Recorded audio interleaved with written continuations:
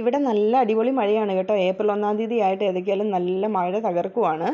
2 ദിവസമായിട്ട് നല്ല ചൂടുണ്ടായിരുന്നല്ലോ. അങ്ങനെ ഞാൻ മഴയൊക്കെ കണ്ട് രസിച്ചുകൊണ്ടിരുന്നപ്പോഴാണ് ഞാനൊരു രംഗം കാണാനിടയായത്. കാര്യം എന്നാണെന്ന് വെച്ചാൽ, കഴിഞ്ഞ ദിവസം ഞാൻ പറഞ്ഞിട്ടുണ്ടായിരുന്നു നമ്മുടെ വീടിൻ്റെ ബാക്കിൽ പൂച്ച പ്രസവിച്ചിട്ടുണ്ടെന്ന്. ആ പൂച്ച പകല് നമ്മുടെ ആ തെങ്ങിൻ്റെ വേരിൻ്റെ അടിയിൽ പൂച്ചക്കുഞ്ഞുങ്ങളെല്ലാം കൊണ്ടിട്ടിട്ടുണ്ടായിരുന്നു.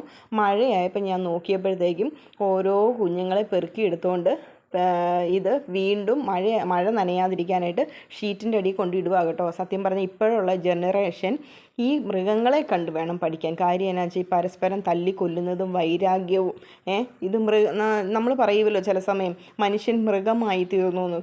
സത്യം പറഞ്ഞാൽ മൃഗത്തിൻ്റെ കൂടെ പോലും മനുഷ്യനെ കൂട്ടാൻ മേല, അത്രയ്ക്ക് നമ്മൾ ലജ്ജിക്കേണ്ട ഒരവസ്ഥയാണ്. കാര്യം എന്നാന്ന് വെച്ചാൽ ഇത്രയും ഒരു മനസാക്ഷി പോലെയും സത്യം പറഞ്ഞാൽ മൃഗത്തിൻ്റെ ഒരു സ്നേഹവും അല്ലെങ്കിൽ ഒരു കെയറിങ്ങും പോലെയും കൂട്ടുകാരോടും മാതാപിതാക്കളോടും നാട്ടുകാരോടും ഒന്നും ഇല്ലാതായി തീർന്നിരിക്കുക.